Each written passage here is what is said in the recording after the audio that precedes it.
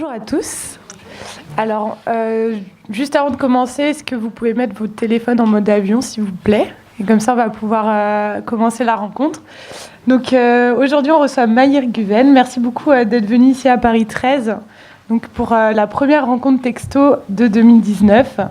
On va parler de votre roman Grand Frère aujourd'hui, mais juste avant, je vais faire une petite présentation un peu de vous. Donc, vous êtes né à Nantes en 1986 d'une mère turque et d'un père kurde réfugiés en France. Mais à cette époque, vous n'avez pas encore la nationalité française. À 10 ans, vous prenez la nationalité turque, puis la nationalité française à 13 ans. Vous passez votre jeunesse dans le département de la Loire-Atlantique à Saint-Sébastien-sur-Loire avec votre grand-mère. Par la suite, vous effectuez des études de gestion, de droit et d'économie, financées grâce à de multiples emplois, avant de travailler dans un cabinet de conseil. Vous avez cofondé le journal Le 1, dont vous êtes devenu le directeur exécutif en 2016. En octobre 2017, vous publiez votre roman Grand Frère et vous quittez le journal Le 1 en avril 2018.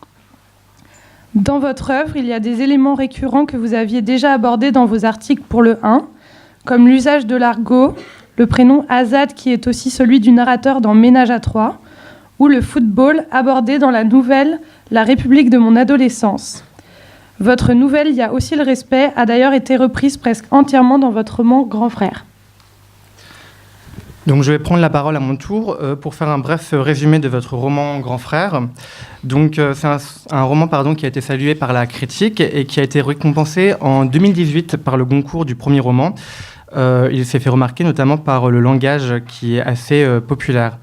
Donc l'histoire, c'est l'histoire de deux frères qui sont franco-syriens, orphelins de mère et qui habitent tous les deux en banlieue parisienne avec leur père qui est un immigré syrien. Le petit frère est infirmier et il est parti sans crier gare en mission humanitaire en Syrie 3 ans plus tôt. Et ce départ silencieux hante son frère qui est chauffeur de VTC et son père qui est lui conducteur de taxi. Et les deux hommes s'interrogent au sujet du petit frère. Un soir, le grand frère, alors qu'il finit une course porte de Bagnolet, croit apercevoir son petit frère. Donc le récit se répartit entre la chronique du quotidien de grand frère qui sillonne Paris et la banlieue à bord de son véhicule et le témoignage du petit frère qui raconte son épopée en Syrie. Donc je redonne la parole à Lauriane et donc du coup à Adji pour la première question. Alors bonjour Mahir Guven. Alors donc on a pu voir que ce roman il évoque la double culture à travers des personnages qui sont nés de mère bretonne et de père syrien. Les deux frères sont constamment partagés entre les deux, donc les deux cultures. Peut-on penser qu'ils sont en perte de repères et y a-t-il un lien avec leur trajectoire chaotique et pourquoi avoir choisi de traiter précisément la relation entre deux frères? Bonjour déjà, merci de m'inviter. Moi, j'aime bien travailler à partir de l'expérience. Je vous donne un exemple. Là, j'étais à Madagascar pendant 15 jours pour donner des cours dans un lycée français et aussi dans des lycées malgaches. Donc un lycée français malgache, ça fait partie des meilleurs lycées français au monde. Et un lycée malgache, ça fait partie des pires lycées au monde. C'est-à-dire que vous n'avez pas d'eau, par exemple. L'eau, en fait, si en classe on vous apporte un bidon comme ça, ce que je veux dire, c'est que ça, après, je peux le raconter. Et l'histoire de deux frères, en fait, c'est né de plusieurs choses. La première, c'est que quand il y a eu les attentats de Charlie, moi, c'est pas tant les attentats sont très graves, mais en fait, ce qui m'a vraiment interrogé, c'est de voir deux gamins qui avaient grandi à la DAS d'une mère paumée, qui était mi-prostituée, mi-on ne sait pas, qui est paumée, quoi. Et finalement, ces gamins, donc, ils avaient à peu près mon âge, entre 28 et 33 ans, avant de se réunir pour décider de réussir leur mort, en fait, tout les opposait. C'est-à-dire que le plus jeune, c'était une petite frappe qui voulait faire du rap, etc. Et l'autre, un adulte plutôt réservé, plutôt tourné vers lui-même. Et je me suis dit, bon, malgré tout, en fait, ils sont restés frères, ces deux-là. Mais qu'est-ce qui a fait qu'ils n'ont pas choisi un petit boulot, quitte à être employé, ouvrier pendant 30 ans, galérer, mais bon, en tout cas, pas choisir d'aller se buter. Et donc ça m'a vraiment interrogé sur les relations familiales. Pourquoi aller choisir de faire un attentat avec son frère ? Ça veut dire quelque chose. Hein. Moi, plus je vieillis, plus je suis proche de ma sœur, et plus en fait on a envie de faire des trucs tous les deux. Et je compare vraiment les deux, c'est-à-dire je pense qu'ils ont voulu réussir à leur manière quelque chose de plus grand qu'eux, leur feu d'artifice. Et ça m'a vraiment perturbé. Je me suis dit, si dans la 6e économie mondiale, il se produit ça, c'est-à-dire des gamins qui se foutent en l'air, des jeunes qui se foutent en l'air, et on est nuls. Enfin, on sait pas faire, quoi.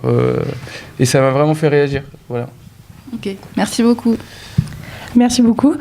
Donc, je vais appeler Marianne qui va poser une nouvelle question. Merci, Adji. Bonjour. Bonjour. Moi, ma question, ça va être par rapport aux deux frères. Donc, dès le début, par rapport aux grands frères et au père, dès le début du roman, il y a une opposition forte et pourtant pleine de tendresse qui unit grand frère et son père. On a un choc générationnel qui est surtout symbolisé par les deux métiers des personnages. Grand frère, lui, c'est un chauffeur de VTC et son père, il est chauffeur de taxi. Notre question, c'est pourquoi avoir voulu traiter cette problématique qui est sans doute un peu secondaire par rapport au thème principal qui est le départ du cadet en Syrie. Et autrement dit, pourquoi avoir choisi de raconter Grand Frère spécifiquement à travers les problèmes personnels d'un chauffeur de VTC.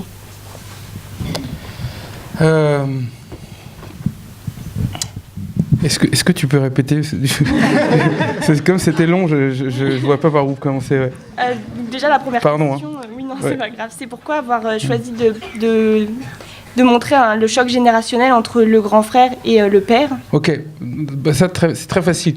En fait ça si tu veux c'est une figure récurrente que j'ai pu observer, donc c'est en lien avec ce que j'ai dit juste avant sur l'expérience.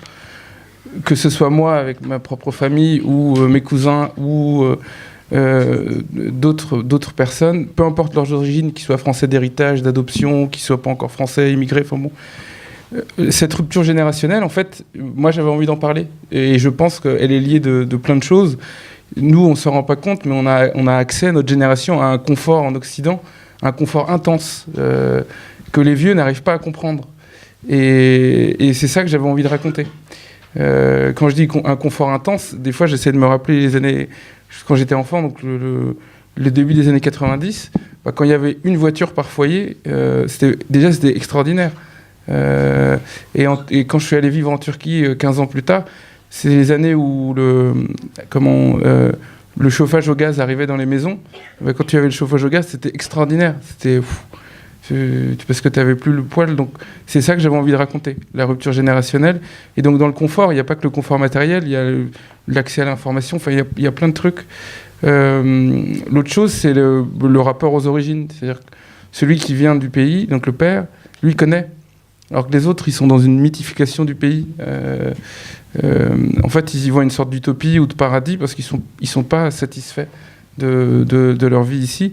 Et ça aussi, c'est un motif récurrent. C'est un leitmotiv extrêmement récurrent. Tu peux retrouver ça dans les livres sacrés, dans les livres religieux sacrés. Tu peux retrouver ça... Donc oui, j'avais envie de raconter ça, ce rapport Et je crois que c'est ce qui structure la vie d'à peu près tout le monde, c'est son rapport avec ses parents. Enfin, moi, personnellement, je me sens devenir adulte, je me sens être devenu adulte depuis que j'ai compris que ma mère était un être humain et donc n'était pas liée à moi, tu vois. Et ça, j'ai mis vachement de temps, j'ai compris il y a 3 ans, donc à l'âge de 29 ans. Je vois que les plus vieux rigolent parce qu'ils ont dû ressentir un peu la même chose, mais donc j'ai voulu un peu raconter tout ça. Voilà. D'accord. Et poser aussi la question du choc générationnel à travers les métiers, chauffeur de VTC, chauffeur de... Ouais. Alors, derrière ça, en fait, ce que je voulais raconter, c'est qu'en fait, le monde avance extrêmement vite, et donc les plus âgés sont paumés. Ils sont paumés, ils font ce qu'ils peuvent, et donc quand je regarde... donc moi, j'observe, hein, je raconte ce que je vois... je vois qu'ils sont utilisateurs des technologies de l'information, mais ils ne comprennent pas comment ça fonctionne. Ils comprennent pas les enjeux. Donc souvent, ils critiquent les jeunes en disant ils sont tout le temps sur un téléphone. Mais je pense que les jeunes comprennent ce qu'ils font. Ils comprennent quand ils prennent un film, une vidéo, qu'ils l'envoient, qu'ils le partagent, ils maîtrisent tout ça. Alors que les vieux ne comprennent pas. Et ils sont dépassés. Et donc je voulais raconter un peu ça, ce rapport entre la tradition et la modernité. Voilà. D'accord, merci. Je sais pas si je réponds à la question. Mais... Si. Merci beaucoup. Merci Marianne. Je vais appeler Rolande qui va poser une 3e question, s'il te plaît.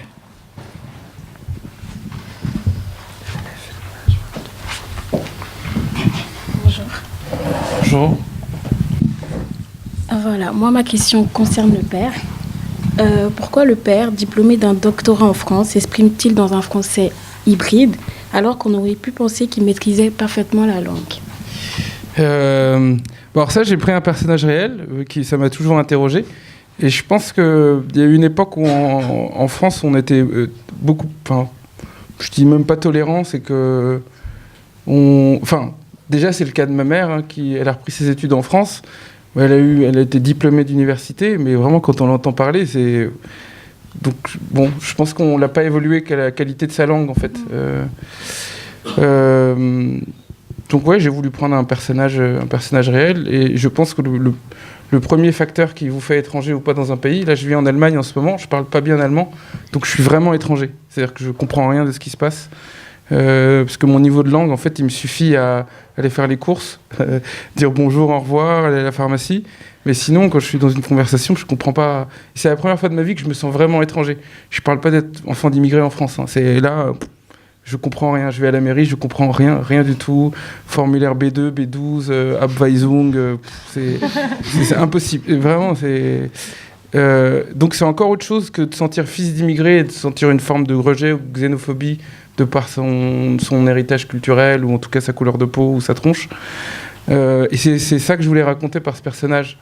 J'essayais un peu de raconter ce qu'avait vécu la génération de mes parents en arrivant ici et ce à quoi ils étaient confrontés avec leurs gosses. C'est-à-dire, moi, je reste persuadé qu'ils ne sont pas venus de force, ils sont venus par choix. Mes parents sont venus par choix. Donc ils sont venus, ils se sont créés une fiction. Ils se sont dit tiens, à la base ça ira mieux pour nous, donc pour nous et pour les enfants qu'on va faire. Et donc quand ils sont confrontés à une fiction qu'ils ne maîtrisent plus, parce que les enfants grandissent et on peut pas, et là ils sont un peu paumés. Ils sont un peu paumés et donc ils réagissent comme ce père. Ce père il réagit. Voilà. Merci. Merci beaucoup. Je vais laisser Thibaut vous proposer de lire un extrait de votre livre, si ça vous convient. Ok. Page 23, 24. Pour illustrer la question de Rolande et les questions précédentes. Ça roule. Une voix rauque comme si elle provenait du centre de la terre. L'air fuit ses poumons, secoue ses épaisses cordes vocales encroûtées de tabac pour kidnapper du son. Et ça remonte dans la gorge. Trouve un chemin entre les aliments à peine mâchés, glisse sous la moustache, vole dans la pièce pour me boxer les tympans. Le nerf réceptionne, transforme et conduit l'information là-haut, entre mon front et ma nuque, entre Mars et Saturne. Chez moi, tout fonctionne, mais je comprends rien de ce qu'il raconte. C'est comme une vieille radio de la bande AM, impossible à régler. On a beau tourner le bouton, ça grésille, on comprend des bribes, mais ça casse les oreilles plus qu'autre chose. Les coudes sur la table, la moustache trempée de thé, sa peau transpire à cause de l'effort parce qu'il en faut pour manger tout ce qu'il mange. Son front brille de sueur, ça suinte le long du monosourcil avant de couler sur sa joue rasée de près. Toujours, tous les matins. Obligatoire parce que sinon ça pique dur. La pilosité de cet homme est impressionnante. Il y en a partout et ça repousse à une vitesse folle. Mon père est l'homme le plus poilu que je n'ai jamais connu. Merci, on ne lui ressemble pas. Du sommet de sa tête jusqu'à ses pieds, ça ne s'arrête pas. Une forêt sans fin, une sorte de 8. Il pose son couteau. C'est bientôt la fin. Les repas de mon père sont toujours une espèce de marathon. Quand il commence, il n'y a jamais de pause. Il enchaîne comme un dingo. Puis à un moment, il pose le couteau, pousse un petit rot acide, ravale la bile, comprend que ça va plus, que c'est trop. La fourchette est toujours là, prête à piquer quelque chose. Une dernière olive, un morceau de fromage. Là-haut, ça hésite, mais le toubib a dit walou. Sinon, c'est en route pour les 4 planches et les 6 pieds sous terre. La fourchette revient à côté de l'assiette, c'est fini. Place à la suite, ça va être ma fête, je le sens. Avec la grève des taxis, les derniers jours, il veut parler que de ça. Tu travaillais encore pour traître, toi là ? Il s'y fait pas. Les fesses enferrées à son siège de taxi et le cerveau à ses licences à 240 000 €. Mais tu sais quoi ? Vends ta plaque et prends ta retraite. Il a prononcé quelques mots en arabe, j'ai pas tout saisi, un truc du genre « Tu as grandi comme un âne dans un pays de lions ». Toi, bientôt 30 ans, non ? Tu es abruti, tu es bête. Je peux pas vendre plaque tout de suite, la retraite, c'est dans 2 ans. Mais avec ton Uber, tu vas tuer nous. Plus 20 ans de travail, tout seul, j'ai travaillé. T'as pas honte, toi ? Trahir ton père en allant travailler pour concurrence ? J'ai jamais capté comment un type aussi fâché avec le français a pu obtenir un doctorat en France. La charité. Quand il parle de mon travail, ses yeux grossissent et se maculent de minuscules vénules de sang. Il entre dans une sorte de transe, pire encore que quand il entend le nom de Bachar el-Assad. Bête, bête, bête, imbécile. S'efforce de traîner avec tes amis voyous, les Arabes, là. Et t'es pas arabe, toi ? Moi, humain, wesh. Comme tu dis wesh pour tout, mais toujours bête. Humain plus important que tout. Même Dieu, il dit pas arabe ou pas arabe. Il dit important 5 fois par jour. Mais ça, c'est pour connards qui croient dans l'adieu. Comme si l'adieu remplir l'Acadie, à la supermarket. Starfoula, papa, t'es syrien ou pas ? Astagfirullah, imbécile. Astagfirullah. C'est quoi ça ? Qu'est-ce que tu connaître la religion ? Dégage, toi. Syrien, c'est pas arabe. C'est pas nationalité, pas ethnie. Je suis moitié arabe, moitié kurde, mais avant tout communiste. Communiste, peut-être son mot préféré, prononcé avec ferveur et le poing sur la poitrine. Et kurde, il l'avait inventé depuis Kobané. Ça lui donnait du style, comme les Babtou qui s'inventent des origines. Avant, on n'avait jamais été que syrien. Lui, syrien, et nous, rebeux, syriens, parfois français, parfois bretons, ça dépendait d'avec qui on traînait. Dans la vraie vie, jusqu'à la guerre en Syrie, on était plus banlieusards qu'autre chose. Mais depuis, tout le monde se dit musulman. Si tu aides pas ton famille, c'est normal après problème. Si j'ai pas occupé vous comme les autres, vous prison ou racailles ou islamistes, maintenant partir couper tête la Syrie, la Bobigny merde façon. Il sait même pas de quoi il parle. Il parle comme ça, il raconte toujours les mêmes trucs, comme un disque rayé qui tourne en boucle, blablabla. Quand il s'énerve, son français se fracasse, les Français ne comprennent plus ce qu'il dit, mais pour nous ça va, car ce français-là c'est notre langue maternelle. On a tout fait pour corriger, il faut pas chercher à comprendre. La langue de l'immigré, elle s'intègre toujours moins bien que lui. Merci pour la lecture de cet extrait. Donc du coup, ça permet d'illustrer ce qu'on disait auparavant, la relation tendre et un peu conflictuelle entre le grand frère et le père. Et ça permet de faire transition avec la prochaine question que Esther va poser.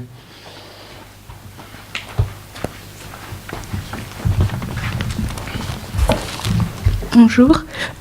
Du coup, ma question a un rapport avec le langage utilisé dans ce roman.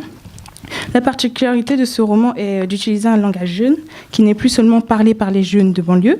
Le glossaire, à la fin, sonne comme un clin d'œil pour les initiés et une béquille pour les novices. Que représente pour vous la consécration de l'Académie Goncourt, d'un roman au langage très plus contemporain ? Et ne trouviez-vous pas cela risqué d'employer un langage vecteur de clichés sur les jeunes de banlieue ? Ou alors, en utilisant ce langage familier, s'agissait-il de s'adresser tout particulièrement aux jeunes pour leur redonner le goût de la lecture ?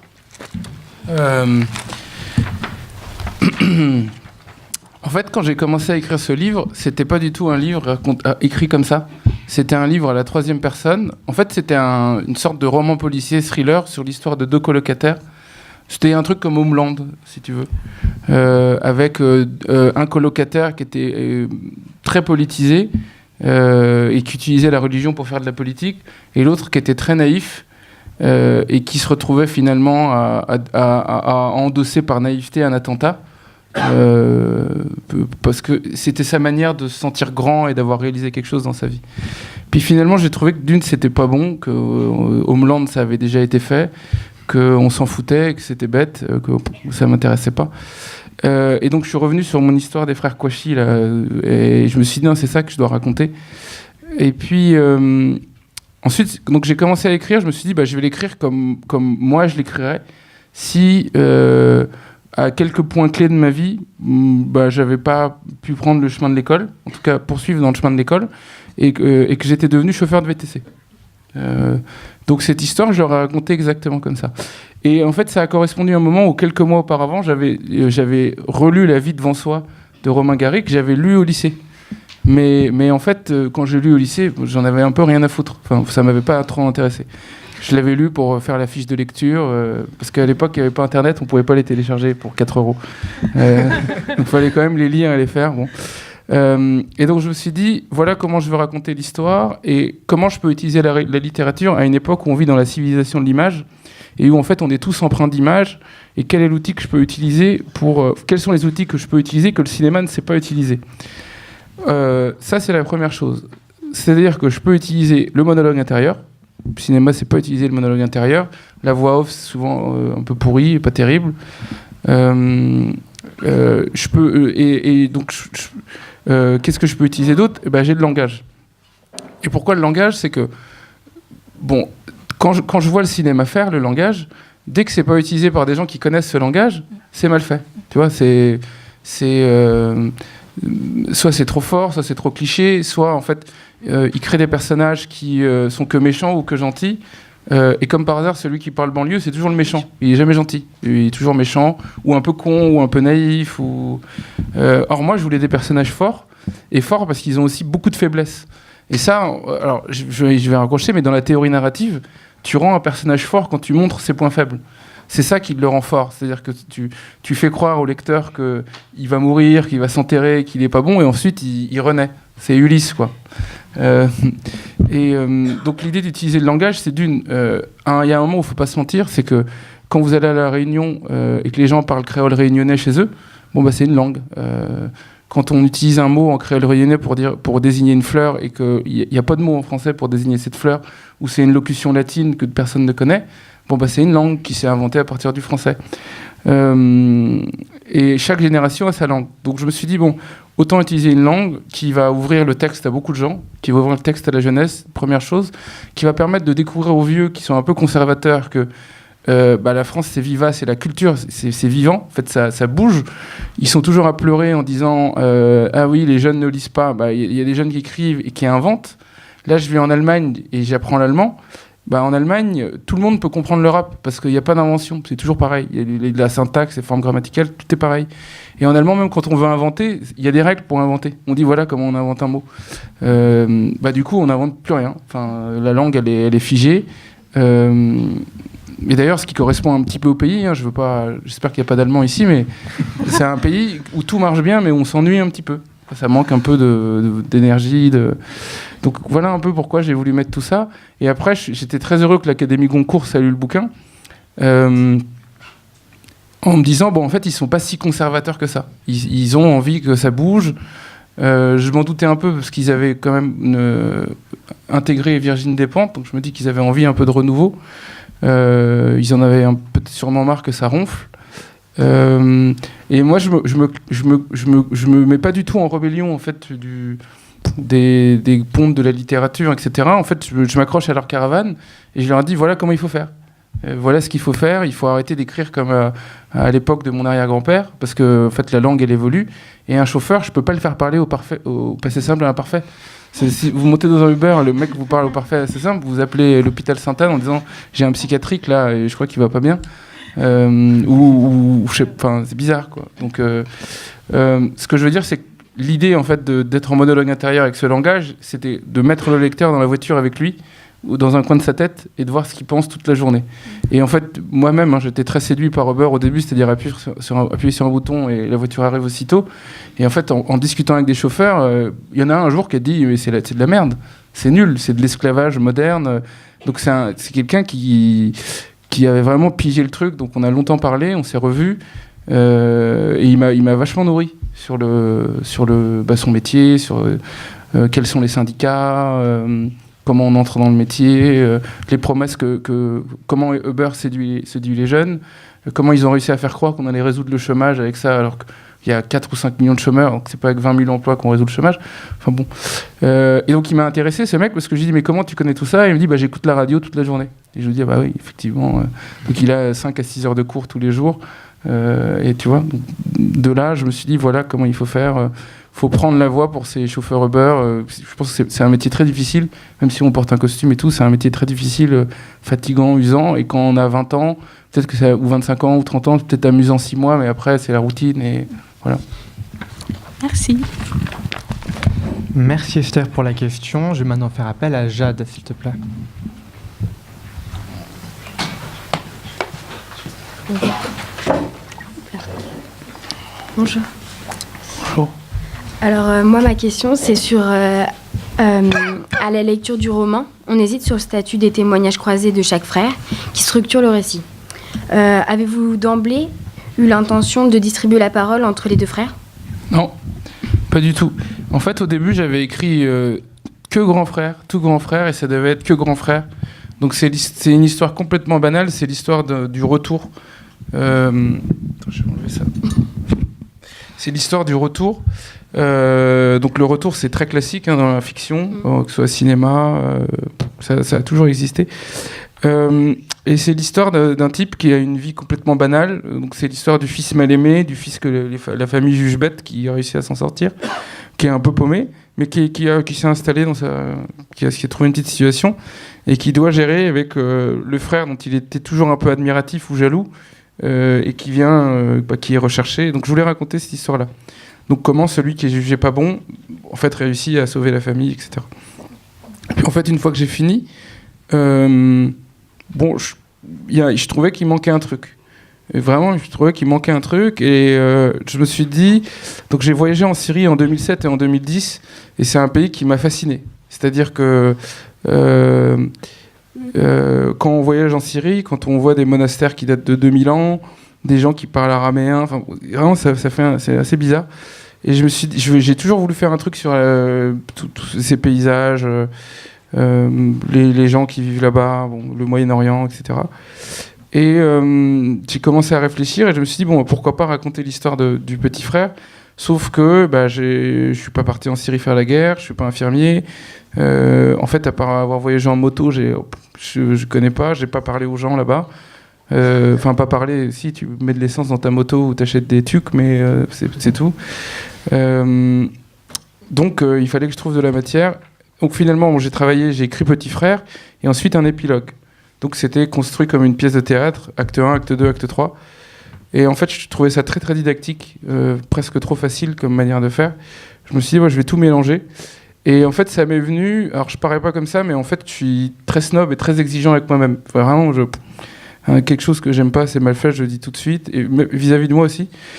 Et surtout, j'avais une tendance à dire... Dans un bon livre, il ne faut pas voir l'intrigue, sinon c'est un mauvais livre. Et je me suis dit, mais tout ça, c'est complètement faux. Moi, j'adore tous les trucs policiers, les thrillers, les romans policiers. C'est une vraie passion. Faites entrer l'accusé. Et si vous regardez, il y a une structure narrative dans Faites entrer l'accusé. C'est pas un truc au hasard, c'est très bien ficelé. Même Derrick, Joséphine Ange Gardien, tout ça, c'est très, très bien structuré. Non, mais on parle de millions de téléspectateurs. Alors, je me suis dit, en fait... pour pouvoir passer mon côté snob et cérébral et tout, je me suis dit la chose suivante. En fait, le secret, c'est profondément humain parce que ça vient de la curiosité. On aime les secrets parce que l'être humain est curieux par essence. Et c'est ce qui nous fait développer, voyager, découvrir plein de trucs. Donc on aime le secret. Et donc en fait, l'intrigue, ça correspond à un truc profondément humain, qui est le secret. Donc placer une intrigue, c'est rendre le livre humain. Et une fois que moi, dans mon côté snob et dans ma connerie, j'ai accepté ça, j'ai placé une grosse intrigue bien grasse au début du livre, ce qui permettait d'accrocher le lecteur. Et après, je me sentais libéré. Donc je sais pas si j'ai répondu à ta question, mais... Bah si. Voilà. Et donc après voilà, en coupant aux bons endroits. Donc après, j'ai repris les textes, j'ai tout découpé.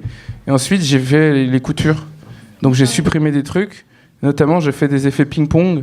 C'est-à-dire qu'il y a un moment où on voit cuisiner le petit frère et juste avant, on voit que c'est sa femme en Syrie qui lui a appris à cuisiner. Et que l'autre dit, mais attends, depuis quand tu cuisines etc. Donc voilà comment j'ai fait le ping-pong. D'accord. Bah, merci beaucoup. Ouais, je t'en prie. Merci à Jade pour cette question. Je vais appeler Claire Vie, s'il te plaît, pour la prochaine. Bonjour. Alors, un élément clé de votre récit, c'est que vous ne désignez vos personnages principaux que par une de leurs qualités, c'est-à-dire en tant que grand frère et petit frère. Finalement, dans l'épilogue, on apprend leurs prénoms respectifs et donc on se demandait est-ce que ça apportait, selon vous, l'anonymat de vos personnages principaux et pourquoi finalement avoir décidé de lever le voile dans les premières lignes de l'épilogue. Ok. C'est un truc très simple. En fait, quand on écrit, quand on lit, on s'imagine.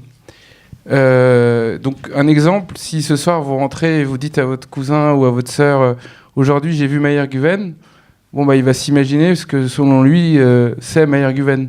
Donc peut-être qu'il va s'imaginer un vieux avec un pantalon rouge et une gueule de métèque, j'en sais rien, ça dépend il peut imaginer, je sais pas, plein de choses.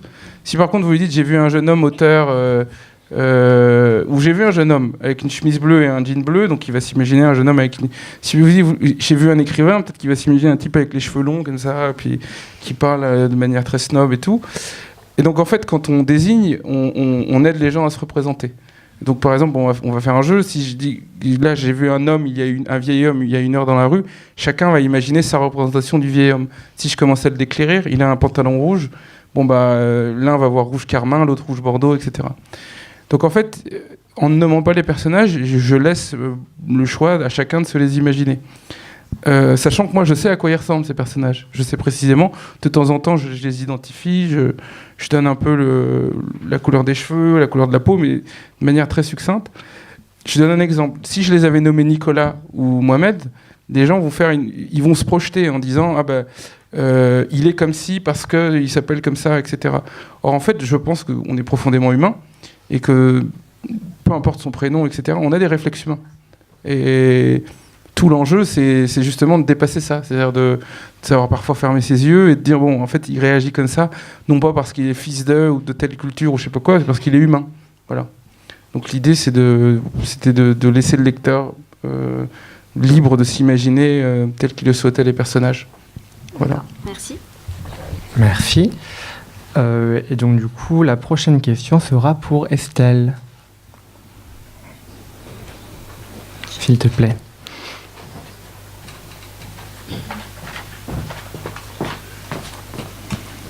Bonjour. Bonjour. Donc ma question, elle est aussi à propos de la construction narrative que vous utilisez. On découvre au fil du roman une fragilité psychologique chez Grand Frère, élément qui prend tout son sens dans l'épilogue puisque cela instaure un doute par rapport à l'authenticité des voix et des discours. S'agit-il de jouer avec l'illusion propre à la fiction ? Oui.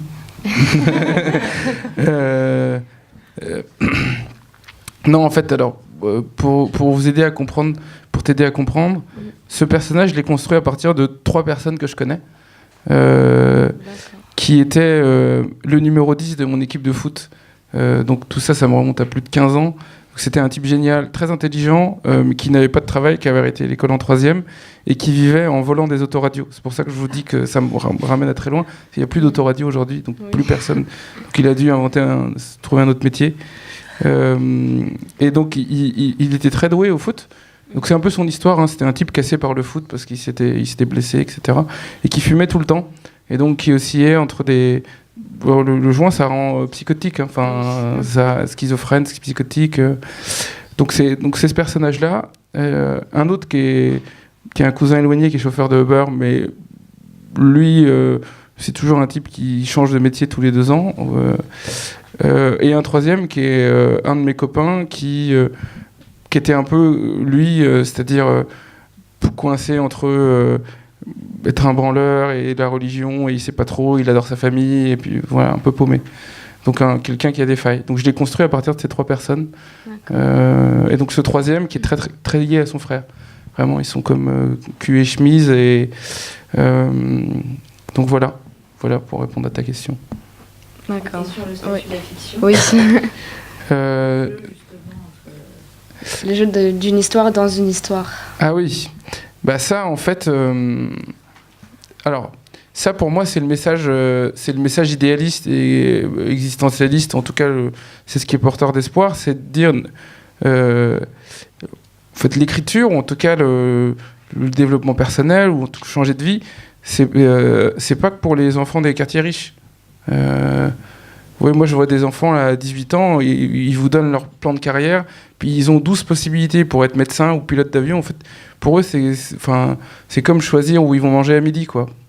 Et donc là, ça fait un personnage qui, en fait, on le voit construire sa vie par étapes. C'est-à-dire qu'au début, il n'y a rien, ensuite il va à l'armée, ça ne marche pas, il revient, puis il bricole, finalement il devient chauffeur, de là il rencontre quelqu'un, il se débrouille, quoi. C'est quelqu'un qui se débrouille en permanence. Donc l'idée c'était ça, de 2, c'est montrer que lui, il attend son frère. Hein. Il est porteur d'espoir et que dans l'idéal, il voudrait que ça se passe comme lui, il l'a écrit. Mais en fait, et j'ai choisi ça aussi parce qu'à l'époque, c'était le tout début des Revenants, et je ne savais pas du tout comment ça allait se passer. Et donc au moment où on a décidé de publier le livre, c'est au moment où l'Élysée a négocié les accords avec l'armée irakienne pour tuer les gens là-bas, enfin pour liquider les Français en Syrie.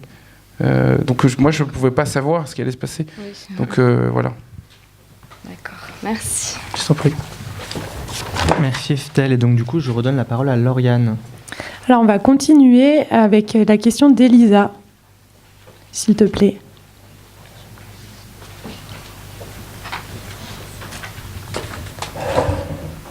Bonjour. Bonjour. Alors, vous vous êtes servi des faits d'actualité de société en général pour écrire cette histoire, comme par exemple les jeunes qui partent en Syrie pour faire le djihad ou encore le clivage entre les quartiers riches et pauvres. Cela nous permet de suivre de près un processus de radicalisation. Est-ce inspiré de parcours réels de jeunes partis en Syrie et comment ce phénomène vous inspirait pour écrire ? Ouais, le personnage du petit frère, en fait, quand j'ai commencé à enquêter sur qui partait en Syrie, je me suis très vite rendu compte que les médias faisaient pas le boulot, c'est-à-dire qu'ils racontaient la vie de gens qui partent pour faire la guerre. En fait, ça, c'est 20% des gens. Le reste des gens partaient pour souvent une utopie, c'est-à-dire qu'ils étaient malheureux en France. Selon eux, ils partaient pour une utopie. Ils disaient là-bas, ça sera mieux, on vivra selon nos convictions. Et d'ailleurs, ils ont tout à fait le droit. Enfin, c'est pas. Moi, je juge personne. Mais je trouvais que c'était intéressant à raconter. Et je vous dis notamment ça. Moi, il y a des trucs qui m'ont fait. Il y a encore de la vitalité là. Par exemple, j'ai suivi longtemps un blog d'un blogueur à Raqqa qui s'appelait Samir. Et il avait un blog Lifestyle à Raqqa. Donc, il racontait comment vivre à Raqqa selon la mode, comment acheter des films, comment acheter des fringues, où sont les parties de foot dans la ville. Il y a une autre fille aussi qui racontait, alors elle, son blog, c'était comment venir vivre en Syrie. Donc tout ce que je vous raconte, c'était au début de la guerre de Syrie, c'est-à-dire à un moment où il y avait peu de conflits et c'était assez calme. Et on était très vite, en fait, on était parti pour une division de la Syrie, donc en fait, c'était quasiment fini. Enfin, donc les gens venaient s'installer. Et donc moi, je me suis intéressé à ces profils-là, et notamment, j'ai découvert l'histoire d'un infirmier plus vieux que le petit frère, qui a environ 40 ans, qui s'était engagé. Donc c'est un témoignage que j'ai lu dans l'Orient le jour, c'est un journal libanais, au Liban, ils ont accueilli beaucoup de réfugiés syriens, et donc ces réfugiés témoignaient dans le journal. Et donc il racontait que lui était sur place, à l'est d'Alep. C'est la ville là où j'ai placé l'intrigue. Il était venu avec MSF. MSF avait fermé les hôpitaux. Et donc il était resté. Et en fait, ce qu'il avait découvert, c'est qu'il disait, j'ai découvert la réalité de la guerre, c'est-à-dire la guerre, c'est pas ce que j'imaginais. C'est négocier avec celui qui gouverne sur le coin, qui gouverne le coin. Donc, et c'est pas l'État islamique qui gouvernait. C'est-à-dire que c'était un petit seigneur local qui s'allie à l'État islamique et donc qui dit je vais imposer votre code juridique à la région, je vais vous verser un impôt, en échange j'ai un soutien si on a des attaques, etc. Donc il racontait tout ça et j'ai trouvé que l'histoire elle était passionnante parce que lui il racontait sa foi, il racontait pourquoi il était venu, il racontait qu'il voulait aider les gens et ça m'a vraiment touché. Je me suis dit voilà quelqu'un qui est venu avec honnêteté. Et encore une fois, je juge pas. Il est venu pour soigner, il est venu pour travailler dans un hôpital pour des civils. Et là, il raconte qu'en fait, il soigne que des soldats, parce que on lui dit si tu veux rester, tu soignes avant tous les soldats. Et ça m'a intéressé. Enfin, c'est la naïveté, parce qu'on fait tous preuve de naïveté dans la vie. Et la figure de ces personnes, en France, en Europe, on a connu les mêmes il y a 30 ans. C'est ceux qui partaient pour les guérillas communistes en Amérique du Sud. Il y a eu la fraction Armée Rouge en Allemagne. La génération de mes parents en Turquie, il y en a eu plein comme ça qui se sont engagés dans des luttes armées, dans des volontés de construire des utopies. Le kibbutz en Israël, c'est un peu la même utopie. On va aller construire une utopie dans un kibbutz sans imaginer ce que va être la vie là-bas, ni imaginer ce que seront la vie des autres une fois qu'on ira. On dira tiens, super, on va faire un truc. Puis... Donc c'était un peu ça. Et après, ce que j'ai lu, c'est la détresse des gens qui arrivent là-bas. C'est-à-dire qu'ils disent qu'ils s'ennuient, qu'il n'y a rien à faire. Et je vous dis ça, en fait, à l'époque, ce que je lisais, donc ce que j'ai décrit dans le livre, je ne l'avais jamais vécu. Et là, je l'ai vécu à Madagascar. C'est-à-dire que vous arrivez en terrain hostile, vous avez peur de sortir, vous sortez votre iPhone. Pour un Malgache, c'est comme si en France, on a 40 000 euros au bout de la main. C'est 2 ans de salaire. Donc vous êtes en terrain hostile. Et même s'ils sont très gentils, qu'on parle, là-bas, moi, je suis un vasa, je suis un blanc, parce que j'ai du pognon. Et j'ai beau faire le sympathique, oui, moi aussi j'ai souffert de racisme, ils en ont rien à foutre. Enfin, et c'est comme ça que j'ai compris ce que c'était de la vie d'un expat à Madagascar. C'est-à-dire, c'est vivre entre son boulot et la maison, dans une voiture où on ferme les portes avec 2 gardiens. Et donc, c'est un peu ça dans le livre, c'est essayer de raconter la réalité dans un pays en guerre. Sans parler de religion, sans parler d'endoctrinement. C'est pas... Parce que, en fait, moi, sur les gens qui sont partis combattre, ce que je pense, c'est que ceux qui sont partis combattre étaient déjà des psychopathes. Alors, et la psychopathologie, ça se construit soit socialement, on est malheureux, ça va pas, on a tous un petit terrain dépressif et on vit avec ça. Et donc, c'est des gens qui, en fait, sans partir en Syrie, ils auraient tué ici, ils auraient fait des conneries ici. Ils auraient poignardé, ils n'avaient pas besoin de... Le type qui a égorgé un prêtre à Rouen, il n'a pas besoin d'aller en Syrie, il l'a fait ici. Mais en fait, aller en Syrie, c'est beaucoup plus facile, parce que vous vous confrontez plus à la police, à la justice, à la honte, au fait d'un procès qui va durer super longtemps. Vous allez, et là-bas, c'est comme un jeu vidéo, quoi. Vous vivez votre fiction, votre utopie. Donc en fait, ces personnages-là, ils m'ont intéressé que par leur rôle secondaire, parce que je trouvais que c'est pas ce qui marquait, en fait, réellement la réalité. Et à mon avis, si les journalistes avaient fait du bon boulot, ça aurait été d'interviewer une mère de famille qui disait je suis venu avec mes 3 enfants pour telle raison, qui parle un français parfait. Je dis pas que c'est un français de l'Académie française, mais un français correct, de quelqu'un qui a au moins le bac. Et là, c'est du journalisme. Là, on regarde l'humain chez les gens, pas l'ennemi. On dit pas regardez, ce sont des ennemis, ils sont partis de notre pays, etc. Et en faisant ça, c'est la même manière de quand on interroge les gens qui partent vivre au Canada. Ils disent la France ras le bol, il n'y a pas de travail, on part au Canada. En fait, c'est le même processus. Voilà. Merci beaucoup. Je t'en prie. Merci beaucoup, Elisa. Je vais appeler Laura.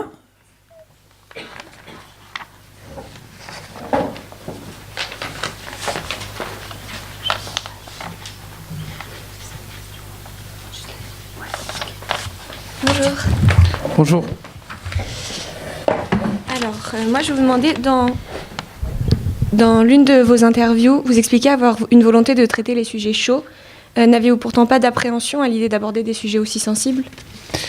Non, pas du tout, parce qu'en fait, moi, tout ce que je voulais, c'est que les journalistes bien installés, tu vois, qu'on fait l'école alsacienne, qu'on grandit dans le 6e arrondissement, me disent « Monsieur, vous êtes cliché ». Parce que ça m'aurait permis de leur péter la gueule en disant non, mais t'as rien compris à la vie. Et c'est arrivé plusieurs fois. Je comprends pas, mais toi, comment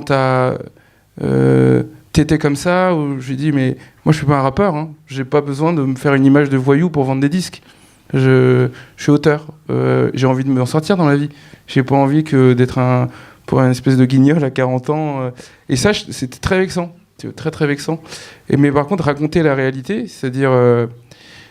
Alors je vais te donner un exemple. Quand mon livre est sorti, j'ai un de mes copains qui est venu, c'est un de mes copains très proches d'enfance, qui s'appelle William Boukebir, qui est franco-algérien. Et il a toujours souffert du fait de s'appeler William et en même temps d'être algérien. Parce que les Algériens lui disaient « t'as un prénom d'anglais ». Donc il l'appelait l'anglais, parce qu'en plus il est kabyle, donc il est blond. Et en même temps, il n'a jamais été vraiment intégré, parce qu'il a vraiment une tête de cassos, c'est-à-dire des cicatrices partout. Il lui manque des dents. Et donc il est venu avec ses 4 enfants à la librairie où j'étais. Et là, il me dit « Putain, mais c'est génial ! C'est la première fois que j'arrive à les calmer. » Et en fait, il les avait mis au jeu pour enfants avec les bouquins. Et là, je me suis dit, bah voilà, si je raconte ça à un journaliste bien installé, il va me dire c'est totalement cliché. En fait, c'est pas cliché. Il était jamais rentré dans une librairie parce que je sais pas pourquoi, il est pas rentré. Mais là, il voit tout de suite avec ses gosses, il a envie de lui acheter des bouquins. Il gagne très bien sa vie maintenant. Il a une concession auto, etc. Mais donc il est reparti avec un gros sac de livres et maintenant il me dit bah, j'y vais tout le temps. En fait, dès qu'ils m'emmerdent, on va là-bas. Je leur ai dit achetez ce que vous voulez, on reste. Et donc c'est ça en fait, tu vois. Moi, j'avais pas du tout. Si c'est pour faire comme ce qu'on attend de. Enfin, si c'était pour faire comme ce qu'on attendait, c'est-à-dire de dire ouais, les jeunes de banlieue, c'est des voyous, bah, c'est rien. Il y a déjà 53 films, banlieue 13, il y a 15 000 films qui racontent ça. Et donc, non, il y a une scène qui m'avait marqué, moi, c'est dans la série The Wire. On les voit à un moment, donc c'est dans l'épisode 3, je crois, c'est tout au début, on les voit jouer aux échecs dans leur quartier, et en même temps, ils sont en train de gérer leur business de drogue. Et en fait, la scène, elle est assez touchante parce que ça montre qu'ils sont pas cons. Ils sont capables de jouer aux échecs, et en même temps, ils sont dans la réalité de leur quartier. Et moi, j'aime bien cette complexité. J'aime bien montrer que les gens font ce qu'ils peuvent. Et à Madagascar, il y a ce même genre de scène. Des femmes qui sont dans la rue en train de... Ouais, elles tressent des paniers ou elles vendent des lacets usagés, etc. Et en même temps, on les voit écouter la radio, parler de politique, etc. Donc, et ça m'intéresse.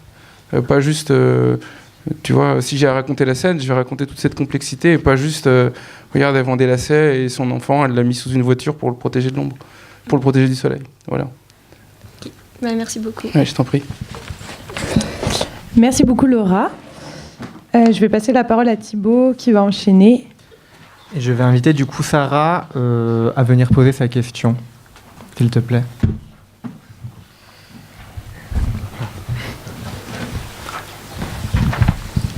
Bonjour. Alors, ma question concerne le thème de la mort dans votre roman. Le postulat de la mort comme seule vérité marque le début de votre roman. Cette thématique est centrale durant toute la lecture. Je cite « Il a pris une route, une simple route. Il aurait pu en prendre une autre. » Oui, pardon. Alors, donc, il a pris une route, une simple route. Il aurait pu en prendre une autre. C'était son choix. À la fin, il se retournera pour découvrir qu'elles mènent toutes à la tombe ou au ciel. Grand frère présente... Ah, fin de citation, excusez-moi. Grand frère présente et traverse la vie comme une route qui mène à cette fin inéluctable. Est-ce que le fait que grand frère soit chauffeur de Uber et qu'il prend la route tous les jours est une métaphore de cette fatalité? Deuxième question. A contrario, le dernier chapitre s'achève sur cette phrase. La vie, c'est dur, ça fait pitié de le dire. Mais j'ai pas honte. Sinon, pourquoi on préfère toujours à la mort? On la préfère toujours à la mort. Alors, une phrase qui véhicule l'idée que la vie mérite tout de même d'être vécue. Serait-ce la moralité de ce roman?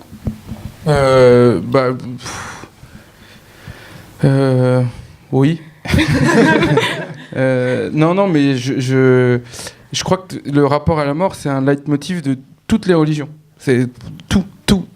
C'est ce qui structure, en fait, je pense, c'est ce qui structure la vie humaine. Toutes les cultures, tout est centré autour de cette question-là. Donc le jour où il n'y a plus de mort, admettons qu'on invente une technologie, ça va être vraiment un gros bordel. Parce qu'on n'a même pas la symbolique, on ne sait pas comment faire. Ça ne fonctionne pas. Tout est structuré autour de la peur, de l'ailleurs, de tout. Quand on vous met un panneau « Attention, danger », c'est le rapport à la mort. Quand à la Réunion, par exemple, on met « Attention, il y a des requins », c'est le rapport à la mort. Si on ne peut pas mourir, on va nager avec les requins. Non, mais tout est lié à ça. Pour moi, c'est ce qui unifie le mieux l'humanité. Pourquoi les Indiens sont hyper fatalistes? C'est qu'ils croient en la réincarnation. Donc ils s'en foutent. Enfin, mourir ou pas mourir, ou être dans telle caste. On leur dit, mais attends, tu peux pas être dans cette caste toute ta vie, c'est dégueulasse. Ils disent, oui, mais je vais peut-être renaître dans une autre caste. C'est pas grave. Et il en est persuadé, le gars. Bon, il accepte d'être intouchable une vie, et il pense qu'il en aura plein. Moi, ça me paraît étrange, mais je respecte, pourquoi pas. Mais encore une fois, tu vois, c'est la mort qui structure. Donc, c'est pas la mort au sens, c'est pas sale, hein, faut pas penser à un cadavre en décomposition, c'est la peur de disparaître. Et qu'on croit au paradis, qu'on n'y croit pas, c'est un moment clé, tu vois, voilà. C'est un moment clé. Que tu sois 400% athée ou pas, ou pieux, etc., c'est un moment qui structure fondamentalement. Et moi, ce qui m'a touché, j'ai perdu pas mal de gens dans ma famille, et en fait, à chaque fois, plus on avance dans la vie, quand tu perds quelqu'un, ça te questionne énormément. Il est plus là, il était là, il est plus là. Ouais, qu'est-ce qui se passe après? Il est où? Alors, il est là, il est pas là, alors peut-être que je peux lui parler, peut-être qu'il m'entend, mais lui, il peut pas me parler. Bon, tu vois, donc c'est plein de questionnements comme ça. Et donc tout ce rapport à la mort, c'est là où moi je parle dans le livre. C'est là où c'est moi qui m'exprime. Parce que aucun de mes trois amis là, qui m'ont inspiré le personnage de grand frère ne parle de la mort. Ils sont pas, c'est pas leur thématique. C'est pas leur, ils se questionnent sur d'autres choses dans la vie, mais pas sur ça. D'accord, je vous remercie alors. Ouais, je t'en prie. Et donc du coup, juste pour reprendre la première partie de la question, est-ce que le fait que grand frère soit chauffeur de VTC, c'est une manière justement de montrer l'évolution dans sa vie jusqu'à la mort, le chemin, comme vous parliez tout à l'heure, de strate d'évolution, il est parti, il se cherche, est-ce que le fait qu'il conduise toute la journée, c'est un peu une métaphore de ce phénomène? Je sais pas.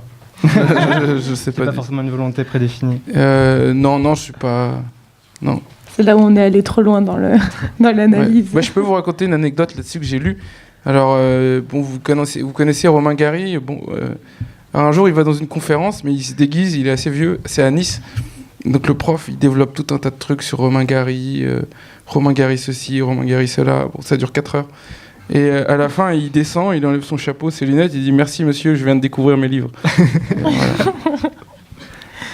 Très bien. Est-ce que du coup, je peux vous inviter, s'il vous plaît, à lire les pages 9 et 10 ça roule. De votre livre.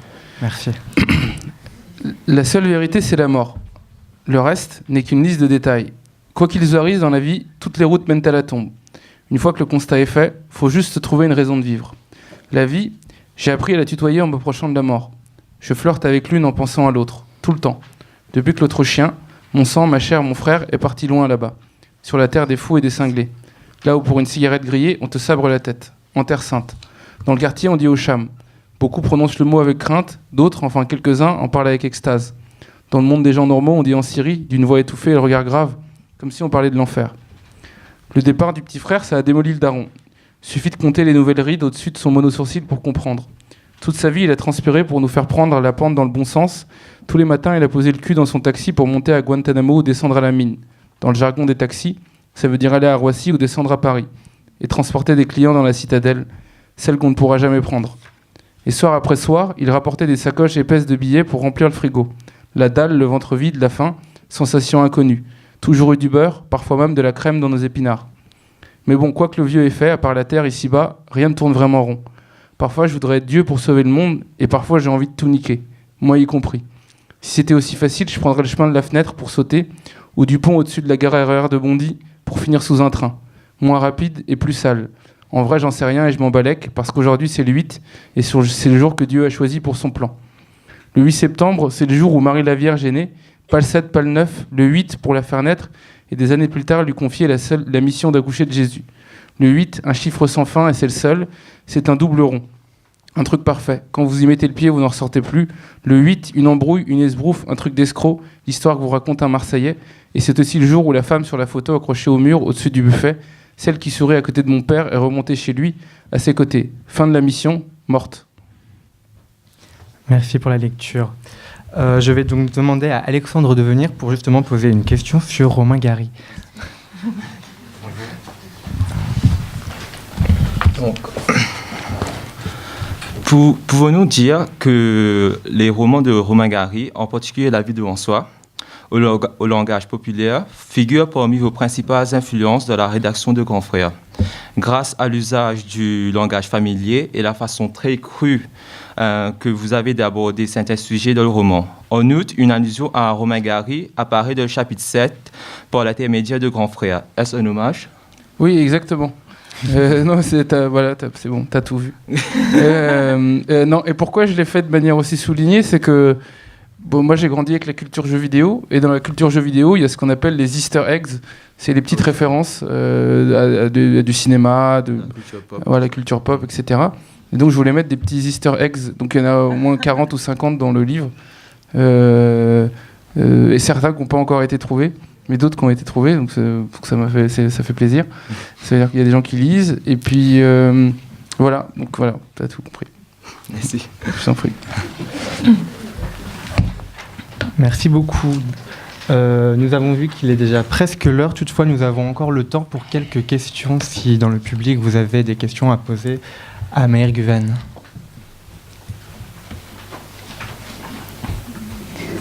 Oui, vas-y. Bonjour. Je m'appelle Bakary, je suis étudiant en première année de licence information communication. L'année dernière, j'étais en terminale littéraire. Et dans la structure de votre roman, ça ressemble assez à un roman qu'on a étudié l'année dernière, justement, Les faux monnayeurs de André Gide, avec beaucoup d'analepses, de prolepses, une structure pas très linéaire, et avec aussi une référence à un autre auteur. Donc, est-ce que le livre vous a inspiré pour rédiger votre roman ? Non, enfin, moi, j'ai pas une immense culture littéraire. En fait, ce que je veux dire, c'est que moi, je lis que les livres que j'aime, donc je les commence, et si j'aime pas, j'arrête. Et ensuite, je stocke tous les livres que j'ai aimés, et je note pourquoi j'ai aimé.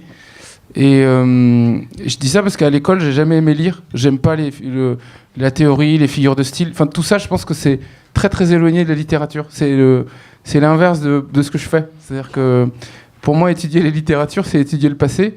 Et moi, j'ai étudié l'écriture, c'est-à-dire comment je crée. Donc, je veux pas m'opposer, mais en fait, je vais t'expliquer pourquoi je pense ça. Quand on était ado, il y a eu un logiciel qui s'est lancé, donc c'était à l'époque des CD-ROM et tout, ça s'appelait Hip Hop EJ, et nous, c'était la pleine période IAM, Mafia Qu'un Free et tout, donc on avait fait notre petit groupe de rap, et moi j'écrivais les textes avec Hip Hop EJ sur un PC Pentium 2, on faisait tourner ça. Et donc on avait demandé à notre prof de français de nous aider, et elle n'avait dit ouais mais c'est pas n'importe quoi, allez faire un commentaire de texte et tout.